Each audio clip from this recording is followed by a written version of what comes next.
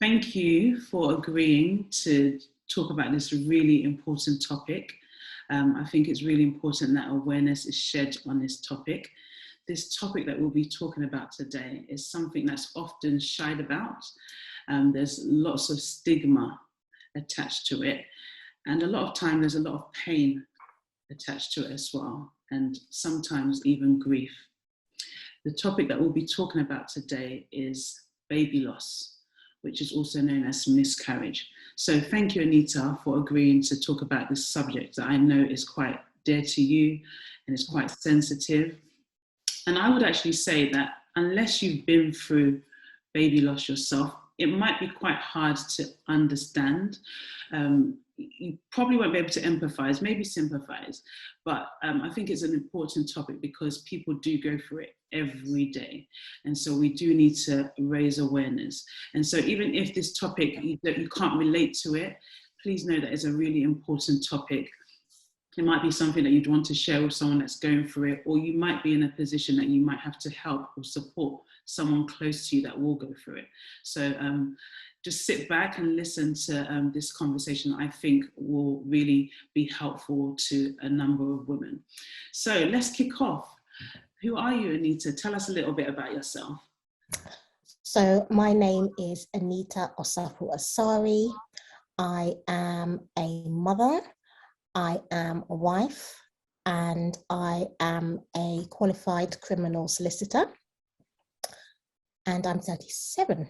Yes, 37. You get to an age where you kind of forget how old you are. You have to remind yourself. Yeah.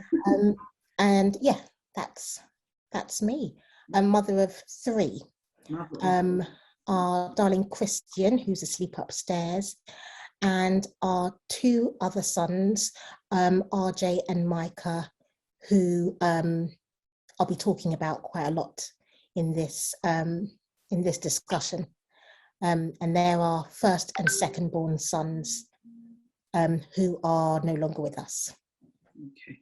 I'm really sorry to hear that, and thank you. As I said, it's a really sensitive topic, so I really do appreciate you, talking about this, because it does mean that you will be bringing up some of the things that may have been put to rest for a little while. So thank you. I really do appreciate it. So you've said to us that your first and second son, they're no longer here with us. If you wouldn't mind, would you take us back to when you first found out that you had lost your sons? Well, ours, it's quite a unique situation. So it was 2017, and I was 5 months pregnant, and the pregnancy was textbook. I was just coming up to 20 weeks actually. And it was a textbook pregnancy.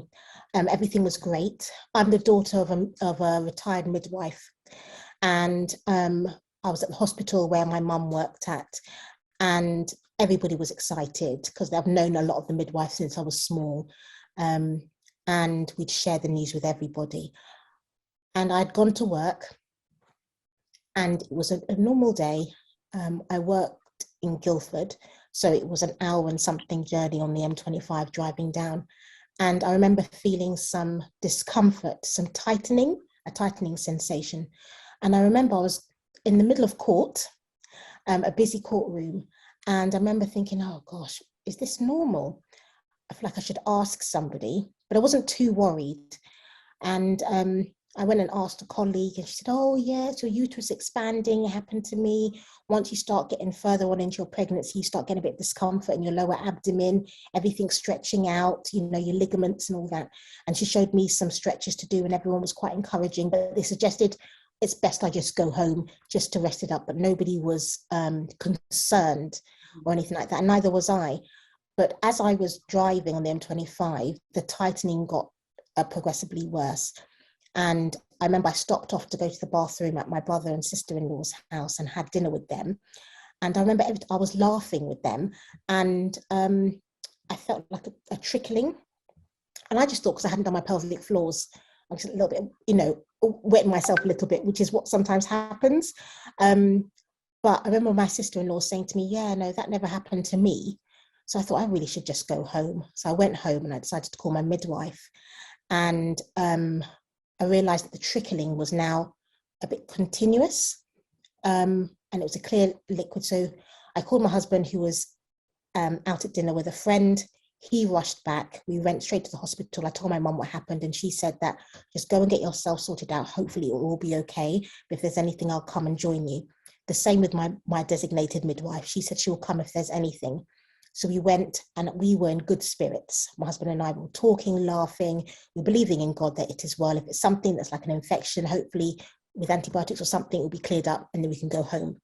They checked the baby's heartbeat, fine, everything perfect. But we wanted to wait for the doctor to do an internal examination. And when she came, she checked internally. And then she said that we'd have to stay overnight and that we should walk over to another section of the hospital and she'll explain what's happened. She took us there, and that was one of the longest walks of our life because we didn't quite know what happened. We knew it wasn't great news. But when she said we'll be there for the night, it made me think that we'll just be there for the night, some treatment's been done, and whatever it is, it will be sorted and we could go home tomorrow. Once we got to the other side, it said labour ward, and I was a bit confused as to why we're in the labour ward. And she sat us down. I remember the room was very dimly lit. I was on the bed. My husband was behind the doctor. She said, obviously, you know, it's not good news. I said, okay. She said, Anita, you're 10 centimeters dilated. You're in labor and your baby's coming. And shock, basically, just shock. What does this mean? I'm halfway through my pregnancy. I assume because of the advancements of medicine, that means that they probably, if the baby comes, will probably be in an incubator, in the NICU, and it'll be a long, drawn-out experience, but the baby will be fine. But she said at this gestation, because it hasn't reached the 24 weeks, which is the age of viability, which is a term I'd never heard of before, that's where they would intervene because the baby is likely to live at that point. But prior to that, they really generally won't intervene. So she said when the baby is born, the baby will pass, but the baby may still be born alive. If born alive, the baby will not last. Crazy. Woke up in the morning feeling great. Everything was good. Went to work, drove on the M25, stopped by at my sister-in-law, my brothers, had dinner. And now you're telling me that we're about to have our baby halfway through our pregnancy. Just crazy. Going to be alive. Oh, it was just, my mum came, my midwife came, my midwife was in so much shock. Her blood pressure went through the roof and she ended up having to be signed off work for a couple of weeks. It was all just a lot because everything up to that point was textbook. There were no issues whatsoever. How does this happen? How do I just suddenly go in labor? How was I 10 centimeters dilated and didn't even know? Goodness me. So yeah, that was the first. That was our first. Just to speed things up, because there's just so much detail. We were in hospital for 5 further days because even though I was 10 centimeters dilated and having contractions, and that was what the pain was throughout the day that I hadn't recognized. It was my first pregnancy. I didn't know what contractions felt like. And you wouldn't think that they were contractions at 5 months pregnant because that's just way too early. Yes, it took 5 days for the baby to come. And I remember my contractions started getting back to back to back to back. Also, I was becoming incredibly unwell. My CRP, which is your infection markers in my blood, had gone up. And it was declared that I had sepsis because my womb was basically wide open. And they were concerned at this point that I was beginning to really shake a lot. And with sepsis, it can just escalate just like this, and your body can shut down and all your organs shut down. So they were concerned that they needed the birth to progress. Mm-hmm. So because the baby itself and the sac was becoming a source of infection. So The baby eventually came. They were telling me, push, push, push, push, push. I didn't know what pushing was because I hadn't been to any antenatal classes. It was far too early. So God being so good, your body just does what it's supposed to do, and gave birth to the baby. He was born in the sack. They had to burst the sack. My waters never broke. And they just cleaned the baby up, wrapped the baby up and took the baby away. And then they said I had to give birth to the placenta. Placenta was stuck, which is very common in premature late birth. And because of the sepsis and that too becoming a source of infection, if they hadn't removed it, the worst could have happened, which meant I could have lost my life. So they said they had to take me to surgery, and they managed to remove it. But by the time I'd returned from surgery, which was not supposed to be very long, but it ended up being a couple of hours, my poor husband being left behind in the room, my mum went with me. He had lost his niece a couple of months prior after having a C-section that went wrong in East London. So and now here he is, his child's been born, he's been taken away, didn't get to see the child. Now his wife has gone in for surgery and he's been left in the room to wait for the outcome. I managed to come back, thank God, all was well with me. But by the time I returned, our baby, we didn't know the sex of the baby until that point. We'd had a little baby boy and he'd passed away by this point. So we never got to see him alive. But they were just so wonderful. They'd washed him, and there's a charity, they knit little baby outfits. So he had a little woolly hat on and a little gown, and he was in a little Moses basket, and they brought him to see us. And I was frightened, really frightened. I did not know what a baby at 5 months was going to look like. I thought it might look like a prawn.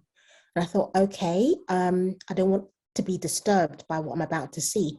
So I asked my husband to have a look at him first. And my mum came in saying, oh my goodness, I've seen him. He's a boy. He's beautiful. He's a boy. I said, wow, Mum. And Rex had a look at him and he just had his head in his hands. And I said, what? Is it bad? He said, no, he is beautiful. He looks just like me. And I said, I want to see. And then so he brought him over. And exactly as Rex said, he looked just like his dad. The nose, the features, his eyebrows was coming through, very pink, but just beautifully formed and full lips. And he was our perfect son.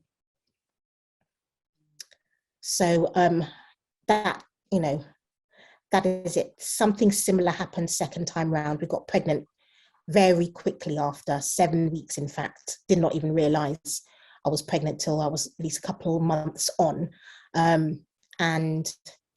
We had a lot more observations done this time because of the last time. Every 2 weeks I was having scans. I had a full team on board, but it was not meant to be either. Went into premature labor on Christmas Eve service at church, and started getting pains. I thought these pains feel familiar. Went to the nearest hospital, which wasn't our local hospital. And long story short, I was 5 centimeters dilated and in labor. And this time we hadn't told family members, apart from my parents, we hadn't told family members that we were expecting. We wanted to let everybody know on Christmas Day.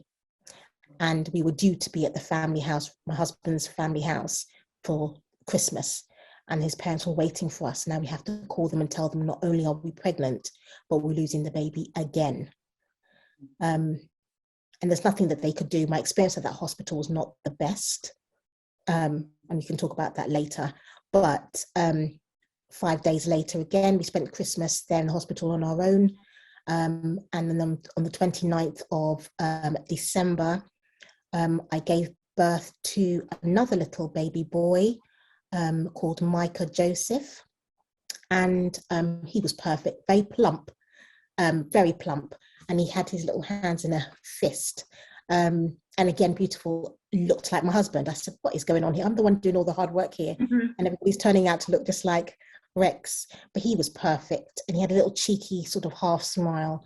And you could see the character, even though the baby was just so little, like you could fit them in the palm of your hands.